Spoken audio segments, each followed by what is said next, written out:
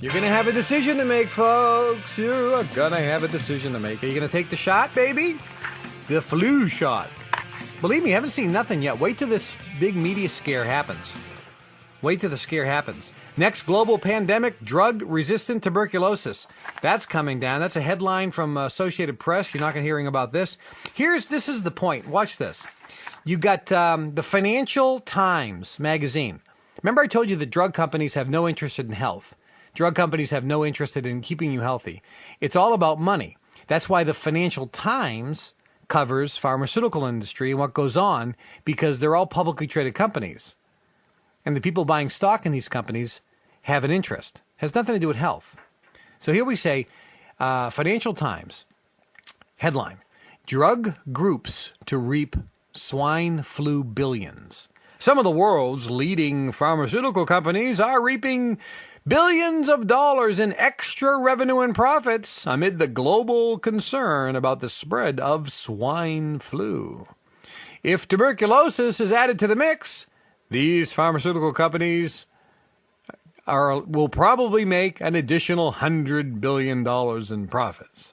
Analysts expect to see a boost in sales from GlaxoSmithKline, Roche, Sanofi when the companies report first half earnings lifted by government contracts for flu vaccinations and antiviral medications. The new fresh sales, on top of strong results from Novartis of Switzerland and Baxter of the United States, which both also happen to produce vaccines, come as the latest tallies show that more than 740 people have died from the virus.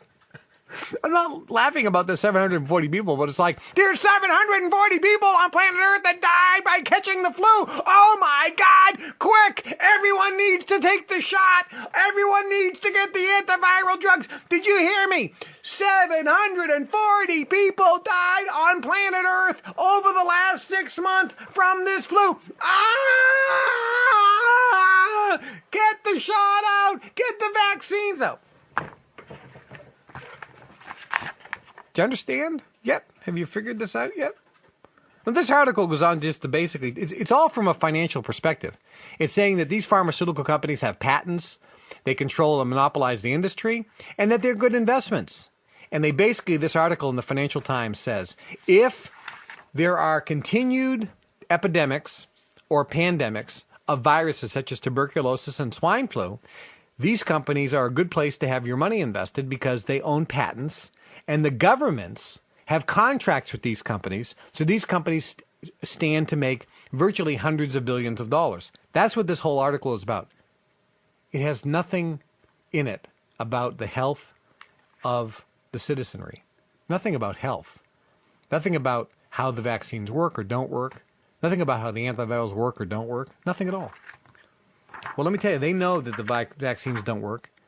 Here we have headline news. Public health official in Canada needs no-fault compensation for people harmed by vaccine.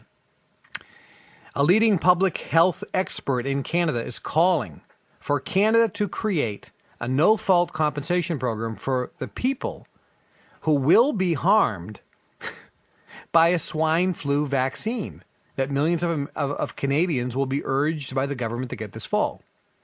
The Canadian research chair in the public health at the University of Ottawa said in an interview with Can West News Service that people will be exposed to a completely untested vaccine and that a compensation scheme is needed to encourage the public to buy into any mass immunization program.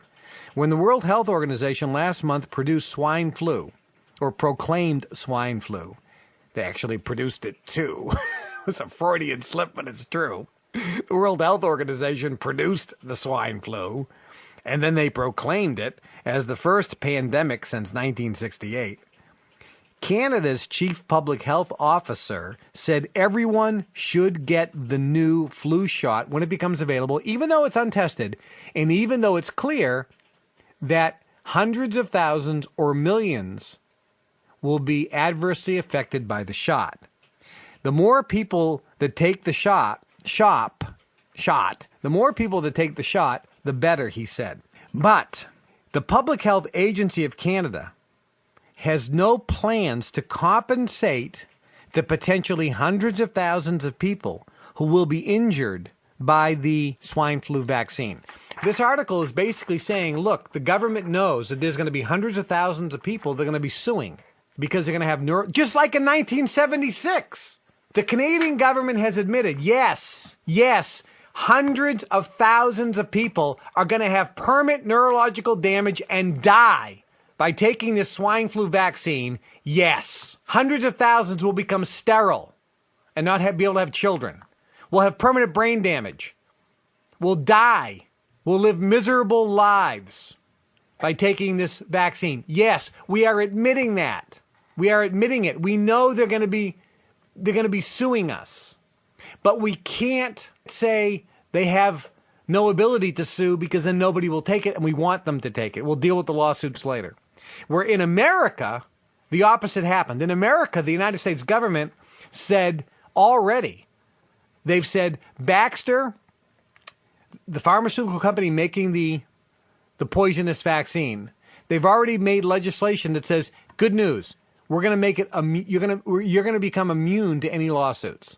So when the swine flu comes out, and when people are stupid enough to get the vaccine, and hundreds of thousands die and become neurologically damaged, those people will not be able to sue you, Baxter. We're going to make it so that you are immune from lawsuits. Why? Because in 1976, as reported on 60 Minutes, in 1979, which we just played that clip, the evidence was hundreds of thousands of people, if not millions, became permanently damaged by the untested swine flu shot that they gave in 1976, and they sued the government. What had the government done? The government said to the American citizens, pound sand.